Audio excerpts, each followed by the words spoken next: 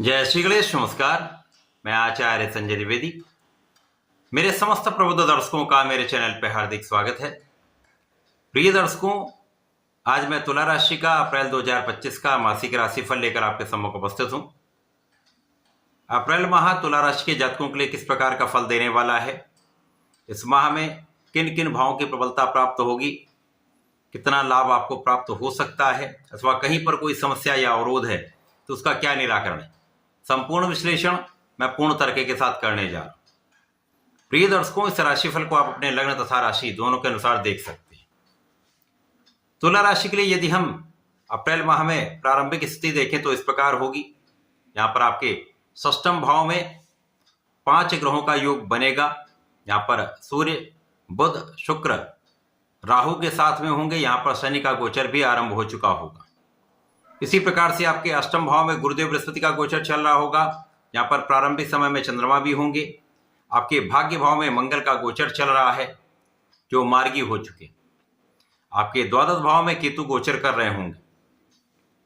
इस माह में पहला परिवर्तन मंगल का है, जब मंगल 4 अप्रैल को अपनी राशि का परिवर्तन करके भाग्य भाव से कर्म भाव में जाएंगे, परंतु यहाँ पर ये अपनी नीच राशि में होंगे।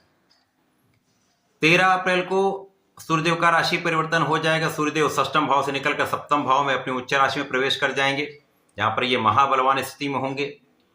इसी प्रकार से इस माह में बुध 7 अप्रैल को तथा शुक्राचार्य 14 अप्रैल को वक्री से मार्गी हो जाएं।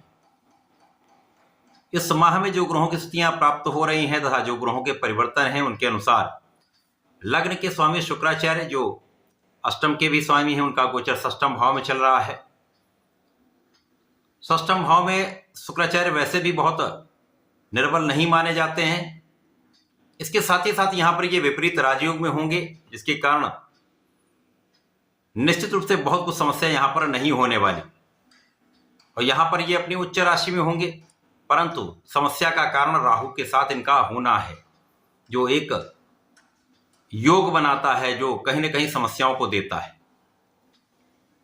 इसी प्रकार से षष्ठम भाव में भाग्य तथा द्वादश भाव के स्वामी बुध का भी गोचर होगा, जो राहु के साथ जड़ दोष में होंगे। सूर्यदेव यहां पर लाभ के स्वामी होकर गोचर कर रहे होंगे। तो यहां पर बहुत सारे ग्रहों का योग बन रहा है। शनिदेव प्रारंभिक अवस्था में होंगे, 0 डिग्री पर होंगे, परंतु ये आपके सुख तथा पंचम के स्वामी होकर गोचर कर रहे होंगे। तो बहुत अच्छे ग्रहों का यहाँ पर योग षष्ठम भाव में बन रहा है, जो कि रोग ऋण शत्रु का भाव है, तथा यहाँ पर ये राहु के साथ संयोजन में। अच्छाई यहाँ पर यह है कि सूर्यदेव को किसी प्रकार का कोई त्रिक दोष नहीं लगता है। शुक्र और बुध दोनों यहाँ पर विपरीत राजयोग में होंगे, जिसके कारण बहुत सारी समस्याएं यहाँ पर कम हो जाएंगी। इसी प्रकार से समस्याओं का निराकरण यहाँ पर निश्चित रूप से होगा। इसी के साथ साथ यहां पर गुरु और शुक्राचार्य का परिवर्तन राजयोग आपके लिए अत्यंत विशेष होने वाला है। यद्यपि लग्न जब निर्बल होती है तो समस्याएं आती हैं। यहां पर लग्न बहुत निर्बल नहीं है, परंतु अवरोध तो निश्चित रूप से आएंगे। कुछ तनाव तो आपको निश्चित रूप से रहेगा। मौसम के रोगों से आपको सावधान रहना चाहिए। इसी प्रकार से कुछ एलर्जी की संभावना यहां पर रहती है। बाहर के खाने पीने से आपको बचना चाहिए। बाहर के खाने पीने से पेट की समस्याएं हो सकती, तो अपना ध्यान रखिए। इसी प्रकार से इस समय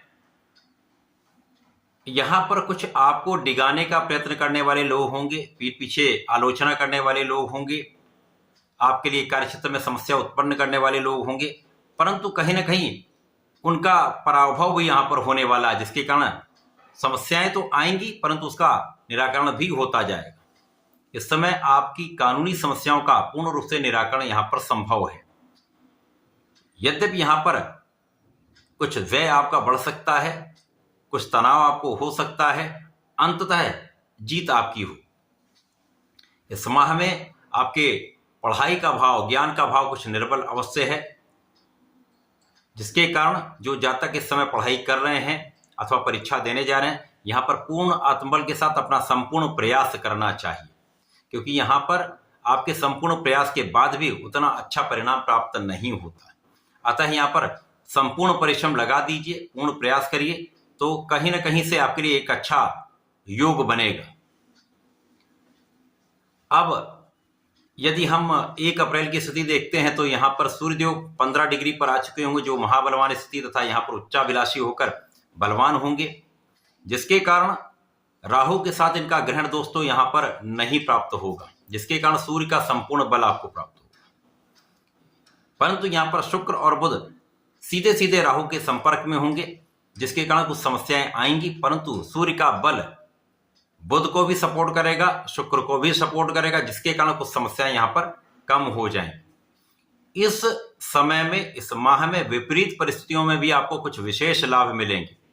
जो जातक विदेश में रहकर कार्य कर रहे हैं, विदेश में रहकर व्यापार कर रहे हैं, विदेश से संबंधित होकर किसी प्रोफेशन में है, एक अच्छा लाभ आपको प्राप्त होगा।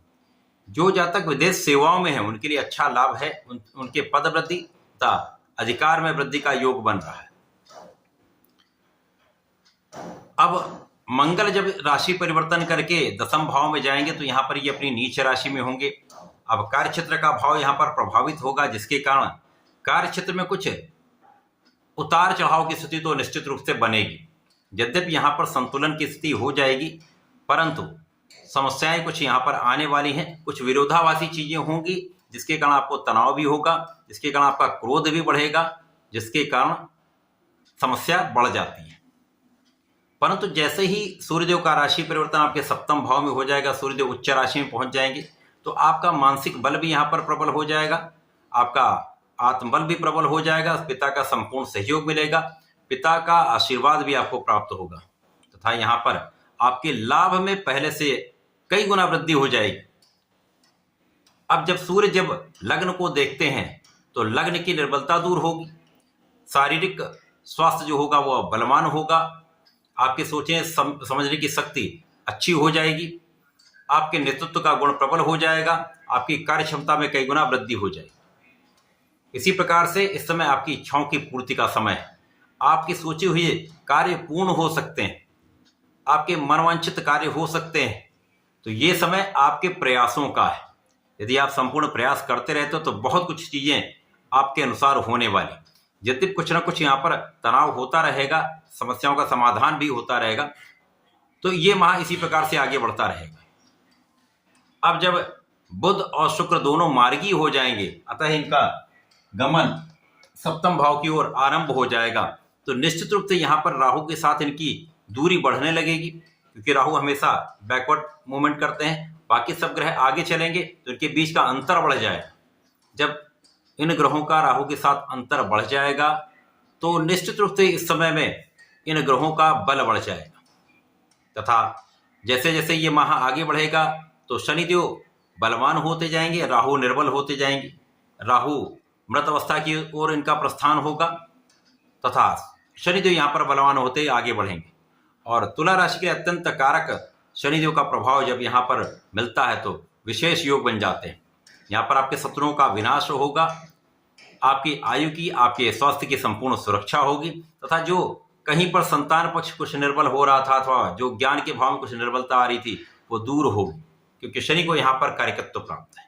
प्रारंभिक समय में कुछ समस्याएं हो सकती हैं, जैसे जैसे ये माह आगे बढ़ेगा आपको लाभ भी बढ़ता जाएगा। तो कुल मिलाकर ये माह आपके लिए प्रारंभिक समय में कुछ तनाव देने वाला है, समस्या देने वाला है, उतार चढ़ाव की स्थिति बनेगी, परंतु जैसे जैसे माह ये आगे बढ़ेगा आपके लिए समस्याएं कम होती जाएंगी।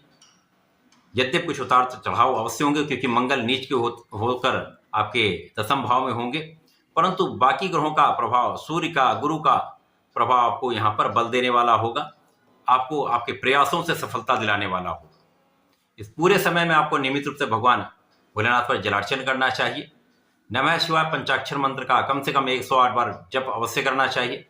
प्रत्येक शुक्रवार को भगवान भोलेनाथ पर दही चढ़ाएं, श्वेत मिष्ठान अर्पित करें तथा गुलाब की सुगंध का अर्पण करें, तो आपकी समस्त समस्याओं का भी अंत होगा, संपूर्ण लाभ आप ले पाएंगे। तो ऐसा करके इसका लाभ लें। धन्यवाद, नमस्कार।